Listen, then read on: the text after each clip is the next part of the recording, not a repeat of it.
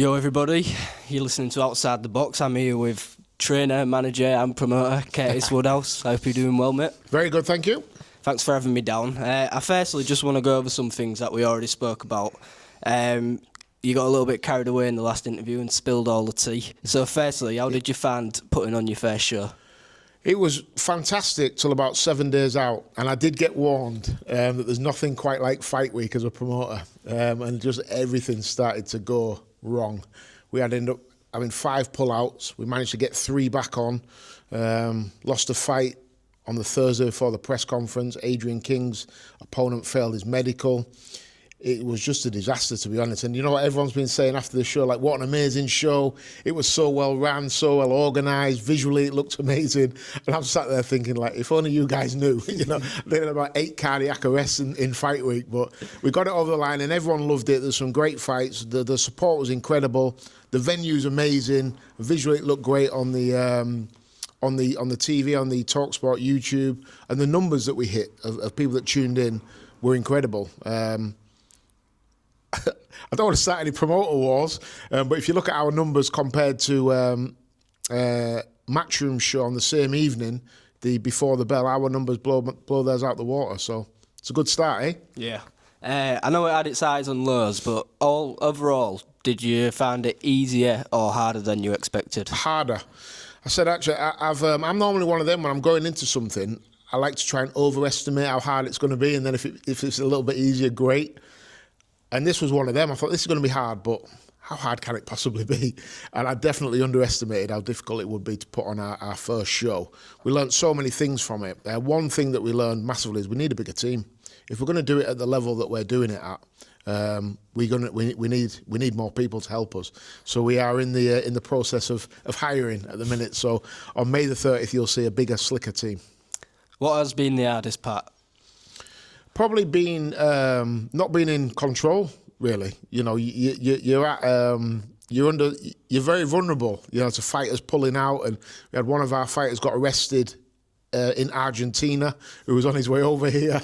I mean, what can you do about that? When I'm getting the phone call, I'm like, this has got to be a wind-up. Like, you know, Luis Silvester's opponent got arrested in the Argentinian airport. That was on the Wednesday.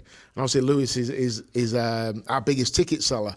So I'm thinking, if we lose Luis's fight here, this is going to be a disaster. But luckily, we managed to get Dale Arrowsmith at the last moment. And I think one of the Black Flash shows that was on that same night went under. So it was such a difficult time. I think there was 6 fights in the UK on that one evening. So it's so hard to try and find an opponent. But yeah, I'd say not being in control of kind of what happens would be the hardest bit. What was one of the easier or best parts? Well, once we got to Saturday, I think anything that could have gone wrong has already gone wrong. So it was a case of just sitting back then and enjoying the show and enjoying what we'd put together. And that was the best part for me. And what was the biggest lesson that you took from the first show that you're going to apply in the second show? That we need a bigger team. You know, simply. I mean, even things like sorting out flights and things like that. You don't understand how hard the process can be when you're trying to communicate with foreign fighters that are coming in. They don't speak English. It was just a disaster trying to pick them up from the airport. You're trying to tell them where you are to pick them up. They don't understand what you're saying. It was just like, this is wild. So we definitely need a bigger team, and we've been on with that. The May 30th card is called Hull Back on Top. Who can we expect to see on it? Well, obviously, we've got Harry Powell in his first title fight. I'm really looking forward to that. He's in with a tough kid. It's going to be a great fight. Luis Silvester, we are working away trying to get him an eliminator for the British title. We've got Adrian King on there, hopefully. So he's going to be in a 6-rounder. We've got a few lads making their debuts. We've got Sharon Desi, our latest signing, who we signed 2-3 days ago. Really looking forward to seeing her, you know, someone with real star potential. We've got Ryan Gibbons, who's now 5-0, looking to build again. I don't want to miss anybody out here. We've got Jordan Porter Brooke, our new signing as well. Really excited about her. We're looking to get her a couple of fights in, and then she'll be in for a British title. So the card is stacked, you know, with lots of talent. All the top talent in the area is on. And now, like I said, we've now started to get kids that are in line for title fights. At this point, we've not got Ted Jackson on. Ted's been afforded another opportunity on I don't want to steal anyone's thunder, so I'll wait for them to announce that. But Ted's the only person that's not on that was on the last one, really. So it's a really exciting card. Harry Powell out for a Commonwealth International. Is that what's known as a silver belt? No, I think they're two separate belts. I think it's a similar belt to what Joe Hayden's just won. Yeah. But obviously you see where Joe Hayden's in his career. Yeah. Does that show you the potential that Harry has? Yeah, for sure. I mean, Harry's had 6 fights, I think. So, and he's not even been a pro a year yet. I think Joe Hayden's about 500-0, isn't he? At the minute. Yeah. He's had a lot of I think fights. he's about 24-0, something like that. Yeah. I know he did. He had a very limited amateur career, so they brought him on differently to how we're kind of bringing Harry on. But for Harry to be where he is, I think he's been a pro for 8 months. He's 6-0, and he's already done 1 8-rounder, and his next fight is a title fight. I think it's testament to Harry's hard work, really. And he says to me all the time, you know, don't bring me any divvies in my hometown. So, you know, if he's fighting in Hull, he wants to be in real fights. It must be quite difficult on fight nights when you're having to switch between promoter hat to trainer hat. What's sort of the process in that situation? Well, a big thing is sorting out the running order. For this show, I think I'm going to have 5 lads on that I train alone. So that's going to be really difficult. So sorting out the running order is it really important. I'm going to have to make sure that I've always got somebody in between 2 of my lads fighting. And it is stressful because I'm just going back to when Adrian lost his fight, and I think I had 3 fights later I had Harry on. And although this sounds terrible, once Adrian had lost and I kind of made sure he was okay, you quickly got to move on because the most important person is always the next guy up. So hopefully everyone comes through with wins, but you've got to, you know, if a couple win, you've got to move on quickly, and you deal with the losses probably the day after is when I went and sat with Adrian. We had a coffee, we had a laugh and a joke, and he was fine. But yeah, probably just the pressures on making sure that you deliver for all of the lads. But the work's done in the gym. You know, fight night kind of takes care of itself. Adrian's been quite unlucky with his last couple of opponents on the Hull shows. What sort of fight will he be in May 30th? Well, it looks like we've got the guy that Stephen Robinson boxed. Obviously, Stephen beat him on points. He's a tough kid, so we're hoping to get some rounds in for Adrian. That's one thing he's lacking is Adrian's very inexperienced, but he punches very, very hard. So it's hard to kind of get him the rounds under the lights with 10-ounce gloves on. If he hits them, he normally knocks them out. So we're normally trying to get the rounds in sparring, and then hopefully this guy will give Adrian some rounds on fight night. You've also signed Louis West, who I'm a big fan of, and him and Logan, I'm a fan of them before all of this media stuff, so I'm excited to see you working together. What is the plan for him? Well, I think Louis West has had 6 fights now, and if he'd have followed the route that 99% of people follow, he'd be 6-0. His 2 losses, one of them's been for an area title on away soil.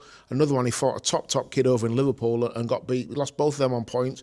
Gave a good account of himself both times. And, you know, a lot of people might look at that and think, well, he's had 6, he's already lost 2. But I actually look at that and think, I like this kid. This kid don't mind having a fight when one's offered to him. So that for me was a massive plus for signing Louis. And he's good.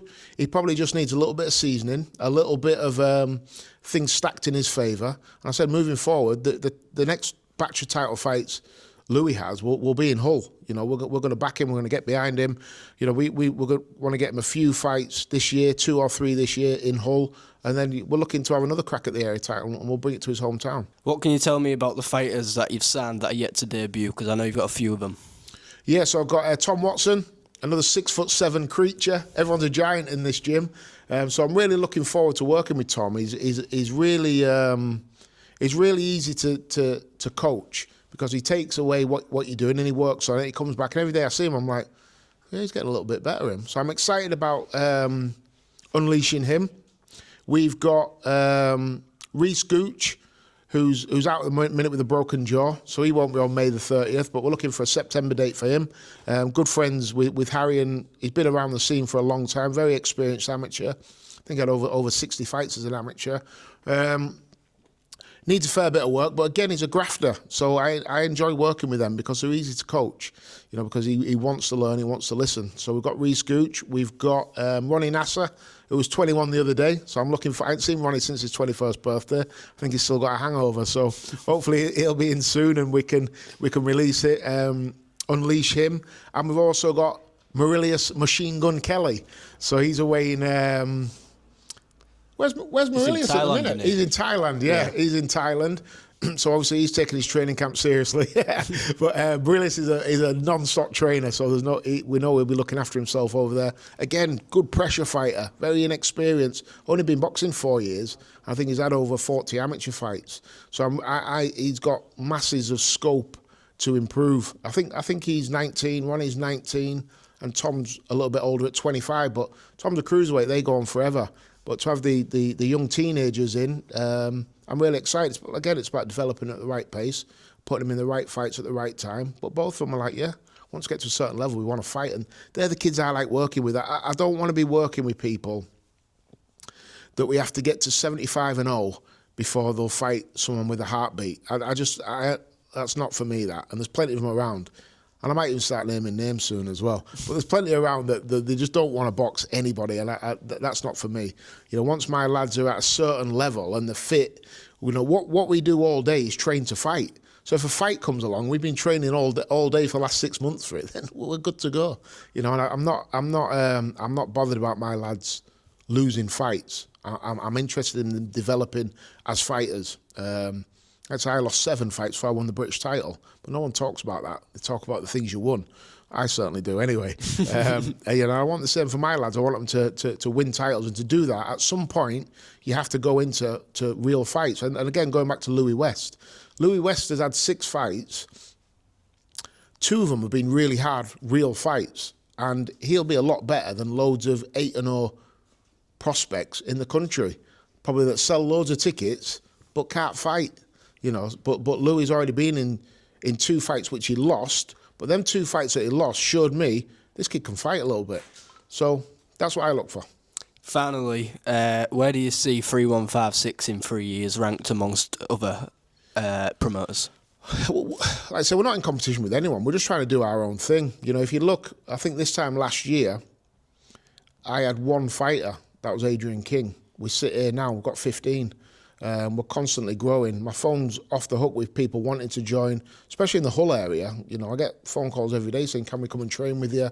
I've got to be careful that I'm able to facilitate all the lads that I train. So, but yeah, we just want to be known for putting on great fights. We want to be the promotional company that puts on the area titles, the English titles, the British titles, the Commonwealth titles. That's what we want to be doing. Because I think there's been a massive drop-off with them, what I call Great British title nights. And that's why I was brought up watching.